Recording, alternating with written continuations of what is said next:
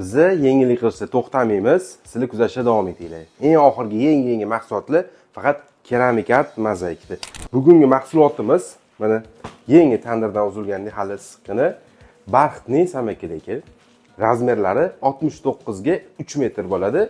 Mana ko'rishingiz mumkin yaqinroqda. Materiali barxit, baxmal desa ham bo'ladi, yumshoq material. Bemalol buni hamma joylarga ishlatsanglar, foydalansanglar bo'ladi. Materiali yumshoq. Xuddi shuni mana kojali varianti bor.